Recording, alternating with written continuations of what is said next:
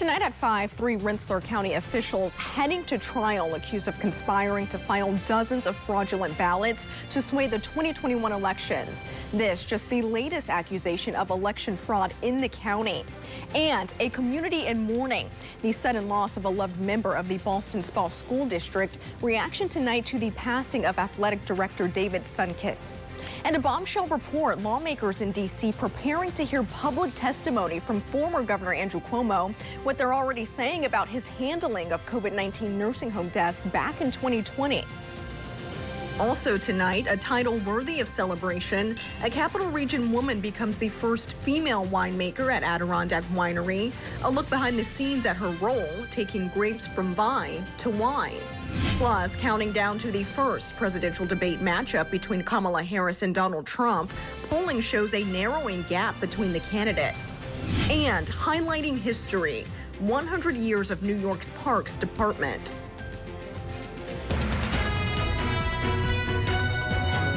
CBS 6 News starts now. And we begin tonight with weather, taking a live look outside tonight over downtown Albany. We saw some rain and some sun today, so couple of spots. Yeah, rain's been isolated so far, but you can see we do have cloud cover out there. It's a little bit cool, and I am expecting actually some additional rain a little bit later this evening. Let me show you a live instant Doppler 6 right now, and you can see the scope is, again, fairly clear.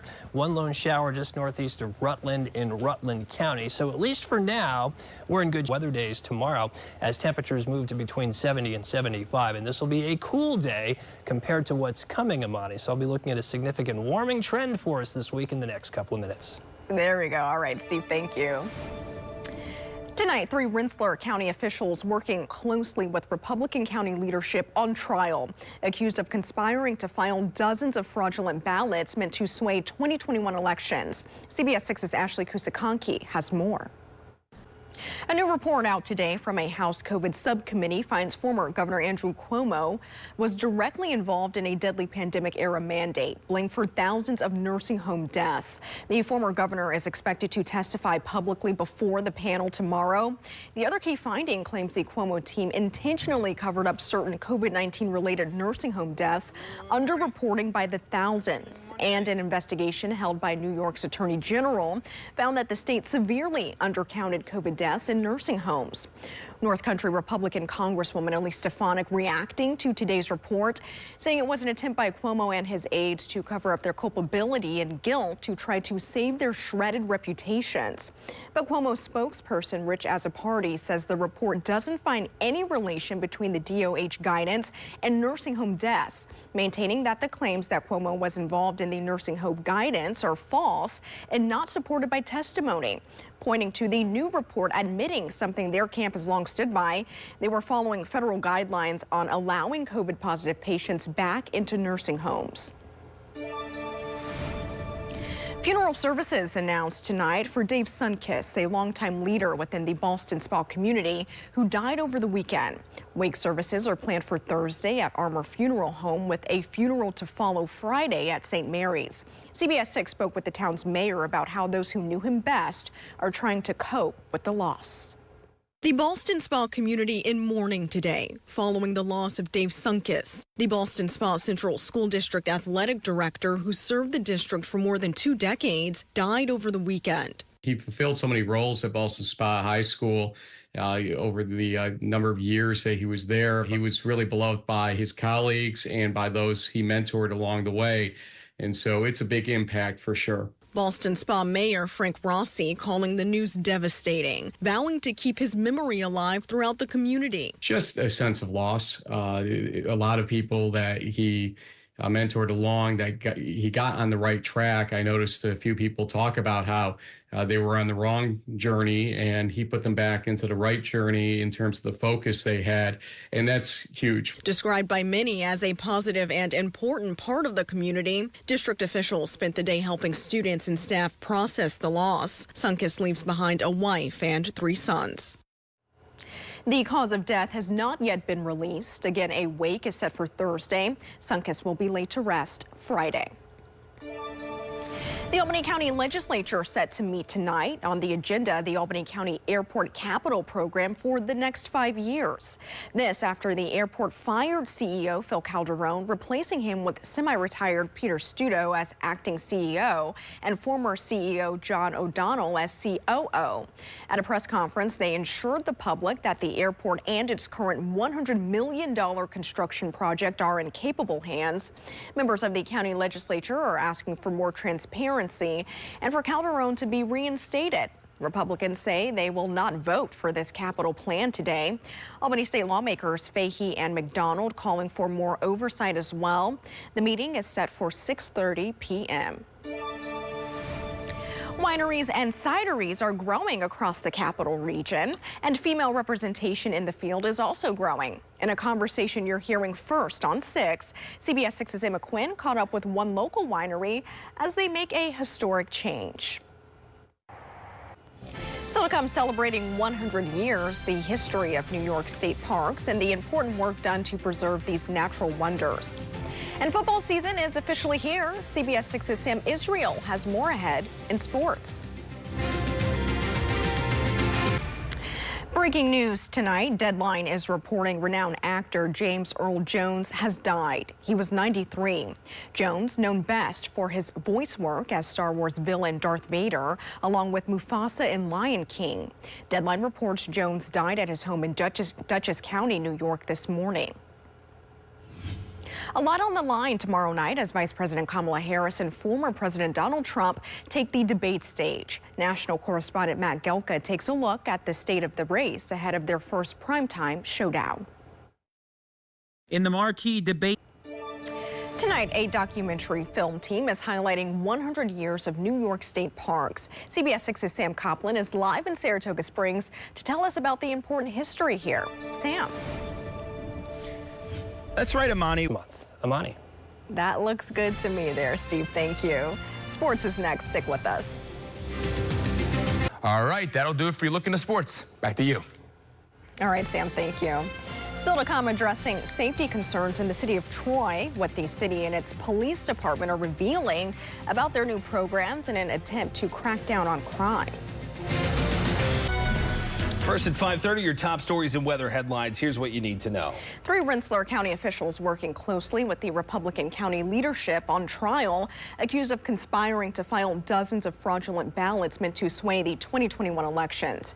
Jury selection began today for Rensselaer County Director of Operations Rich Chris, Director of the county's Bureau of Central Services James Gordon, and Leslie Wallace, a longtime political consultant.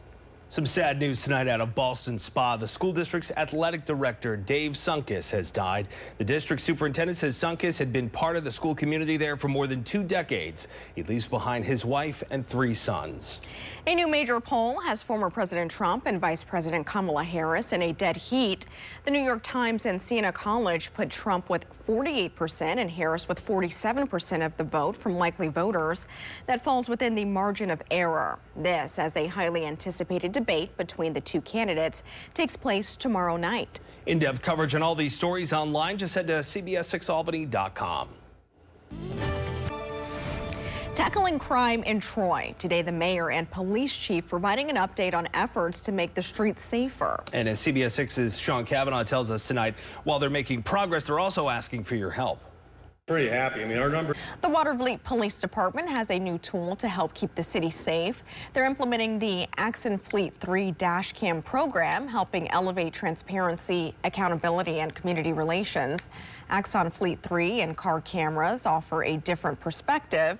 It gives officers who may have a person in the back seat a knee-to-head view. It also has built-in automated license plate reader. This was made possible through a technology grant awarded by the New York Department of Criminal Justice Services. Wall Street starting the week on a positive note after last week's sell-off and weaker than expected jobs report renewed concerns about a potential recession. National correspondent Atra El-Nashar breaks down the latest data and what it means for a likely interest rate cut next week. That soft land. Union College's president announcing this academic school year will be his last as president of the college. David Harris became Union College's 19th president in July of 2018 and will end his time in office next June.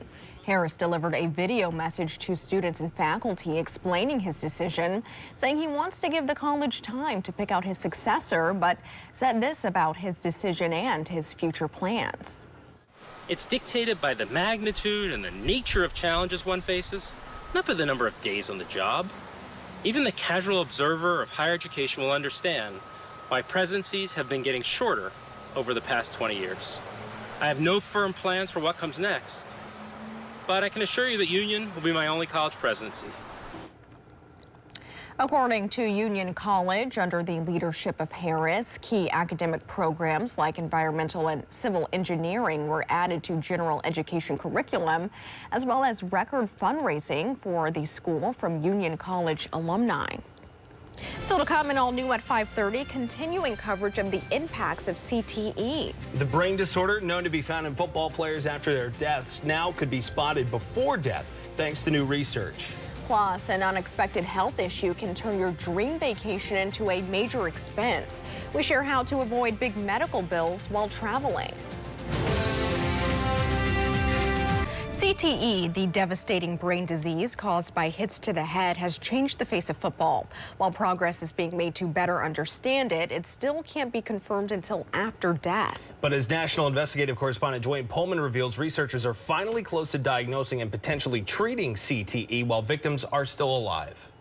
Was this your While Dr. Mez and his team are reluctant to say when their research will allow diagnosing CTE before death, they're hopeful it will lead to clinical evaluations in the next few months. If you want to read the study for yourself or believe someone you love could be suffering from CTE and want answers, we have links to that information in this story on SpotlightInvestigates.com.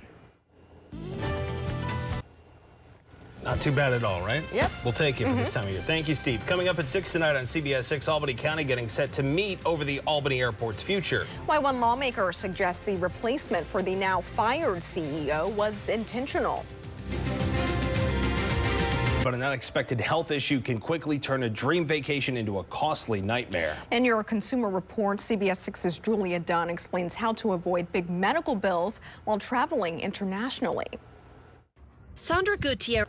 Still to come tonight, former Governor Andrew Cuomo set to give public testimony for his handling of COVID-19 and state-run nursing homes. Ashley Kusakanki is up next with what some lawmakers are saying about Cuomo's role in a decision blamed for thousands of those deaths.